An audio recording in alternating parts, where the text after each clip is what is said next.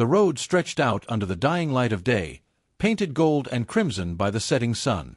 Emily Carlson tightened her grip on the steering wheel of her silver SUV, casting a glance at the GPS screen.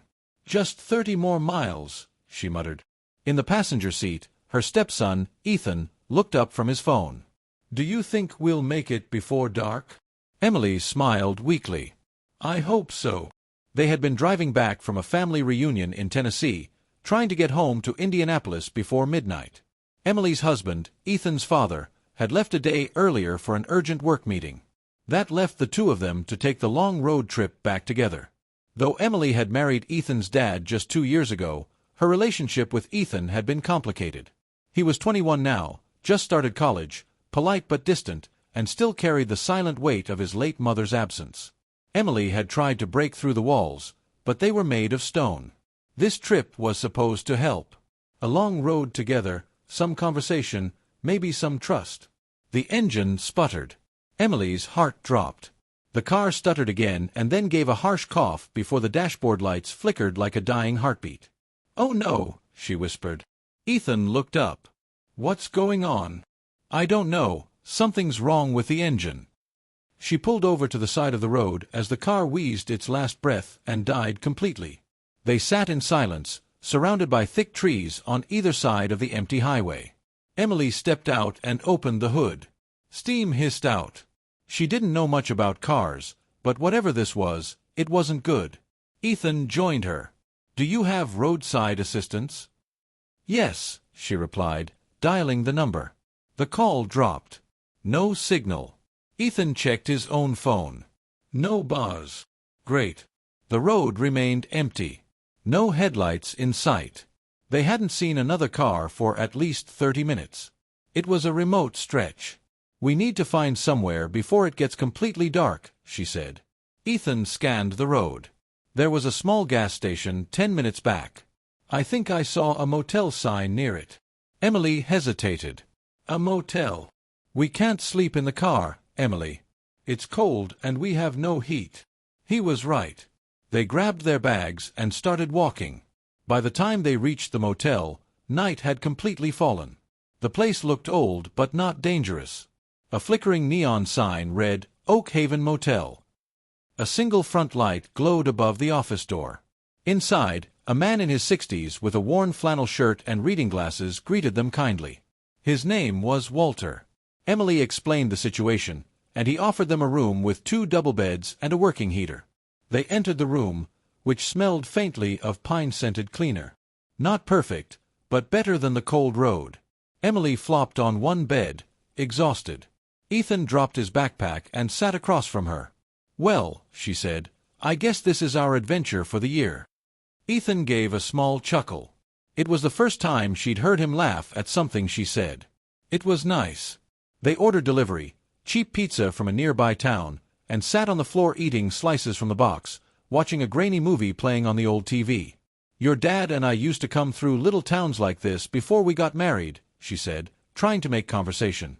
"He used to say there's always a story hidden in small places." Ethan nodded. "Yeah. He loves telling stories." "Do you remember her?" she asked softly. He didn't respond for a while. "My mom." "Yes. Of course. She loved road trips.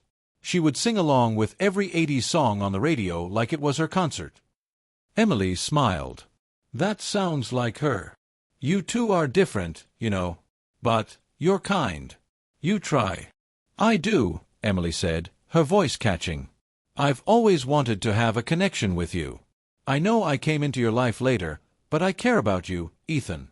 A lot." He met her eyes for the first time in a long time. "I know." There was a vulnerability in his tone that wasn't there before. Later that night, as the heater hummed and the room dimmed, they each lay on their separate beds. But sleep didn't come quickly. At some point, thunder rolled in the distance. Rain began to patter on the window. The motel, already old and creaky, groaned in the wind. Emily sat up, startled by a loud crack. "Just thunder," Ethan said sleepily from across the room. "I know," she whispered, pulling the blanket tighter. Then the lights flickered and went out. "Oh, come on," Ethan mumbled. Emily got up, trying to find her phone to use the flashlight. A moment later, lightning lit up the room, followed by a loud crash as something outside toppled. She gasped and stumbled, losing her balance slightly. Ethan was already up and crossed the room quickly. "You okay?" She nodded. "Just startled." He reached out and held her arm for support. Their eyes met again, closer now. Another flash of lightning lit his face. It was the first time Emily noticed how much he resembled his father. Strong jawline, same cautious expression, and guarded eyes. "Maybe we should wait this out together," he said quietly, motioning to sit by the window. They sat side by side on the small couch, wrapped in their own blankets, looking at the storm outside. The storm, the broken car, the dark, all of it blurred the lines of distance that had lived between them. "Ethan," she said gently, "what's been holding you back from letting me in?" He looked at her. "You're not her," he finally said. "And that scared me. Because if I accepted you, it felt like I was betraying her memory." Emily felt a sharp ache in her chest. "I would never try to replace her," she said softly. "But I do want to be part of your life. You're a wonderful young man, and I care about you more than you know." The room was silent except for the sound of the storm and the ticking of a small wall clock. Then Ethan surprised her. He leaned his head gently on her shoulder. "I know," he whispered. She wrapped her arm around him slowly, letting him decide the pace. It wasn't romance. It wasn't anything taboo. It was understanding, healing, connection. They sat there for hours, letting years of grief, confusion, and emotional distance melt away in the warmth of shared silence. By morning, the storm had passed. The sun poured in through the thin curtains. Emily stirred awake on the couch. Ethan was asleep, still leaning against her shoulder, peaceful. She carefully moved so as not to wake him and stepped outside the room. The motel owner was already up, sipping coffee. "Morning," he said. "Heard that thunderstorm shook the whole town." "It did," Emily smiled. "But, in a strange way, it helped." A few hours later, they were able to call a mechanic who towed their car to the local shop. It turned out to be a minor engine issue, easily fixed.